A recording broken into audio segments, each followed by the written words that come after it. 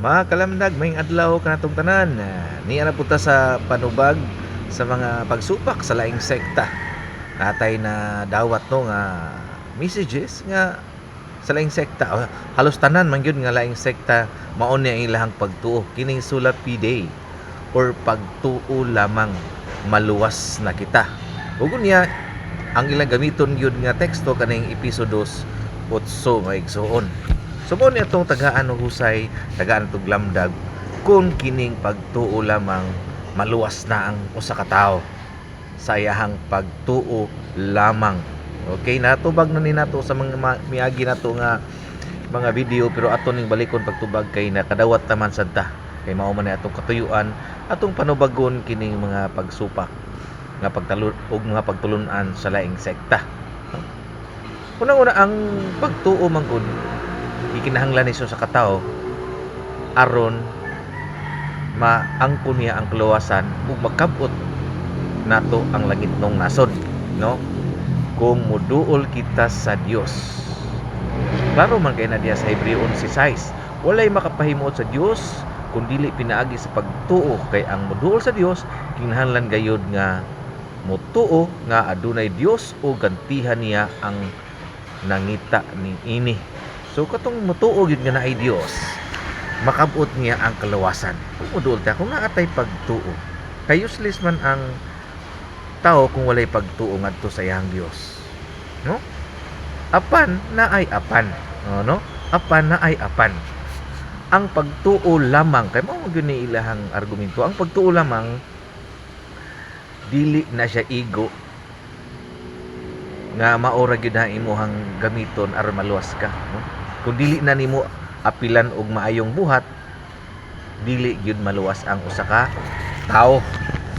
Klaro kay na diha sa sulat ni San Pablo diha sa Filipos 2:12 ngadto sa 13 sa Good News Bible nangingon na, "So then, dear friends, as you always obeyed me when I was with you, it is even more important that you obey me now while I am away from you. Keep on working with fear and trembling to complete your salvation." Unsa ko no? Keep on working with fear and trembling to complete your salvation. Pagtrabaho gyud diha sa hadlok ug pagkurog para makumpleto ang imuhang kaluwasan. So katong ingon lang nga pagtuo lamang di na makumpleto imong kaluwasan. Ha? Klaro kay nang suhat ni San Pablo. Kay kaning pagtuo sa laing sekta kung mao ni atong tuuhan, magkasumpaki sila sa gisulti ni San Pablo og buot ipabuhat ni San Pablo kanatong sumusunod Kristo, no? Keep on working with fear and trembling to complete your salvation. Klaro kay na mga igsoon, no? Gani diha sa sulat ni Santiago 2:14-19 nga ngadto sa 26, ang demonyo baya nagtuo pod og Dios. Apan di na siya maluwas kay ngano man nakigsumpaki wala siya sa Dios, nakigbatok sa Dios. Kun parehao na to og atong iparihan ning mga laing sekta sa demonyo, parihan na sila pagtuo kay di man lamo buhat tuo ra man.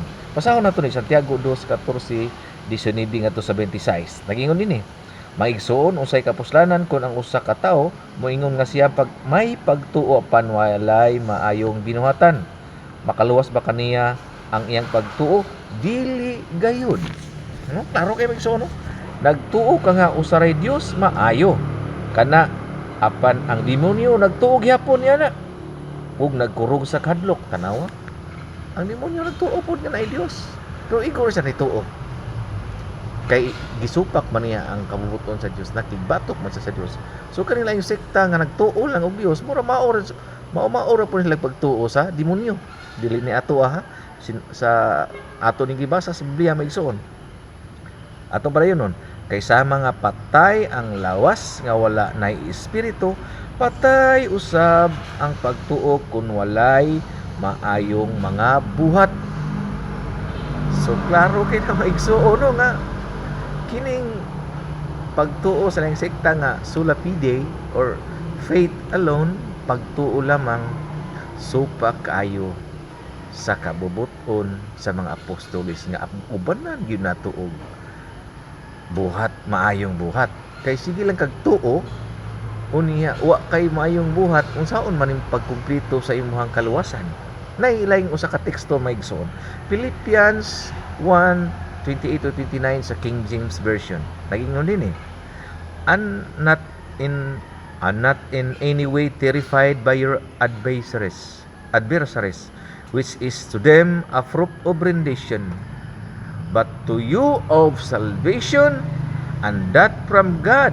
For to you it has been granted on behalf of Christ not only to believe in Him, but also to suffer for His sake. Dili lang pag mutuo lang kay Kristo, pero kinahanglan mag-antos punta. Antos na trabaho na to atong kiluwasan may so klaro gano. Not only to believe in Him, but also to suffer for His sake. Dili lang ta mutuo lang. So ang pagtuo lamang dili igo nga maluwas ang usa ka tawo. So sayop kay nang mga doktrina sa laing sekta mga igsoon. So mo ni atong pagtubag no sa atong nadawat nga messages mahitungod sa pagtuo lamang. Daghang salamat.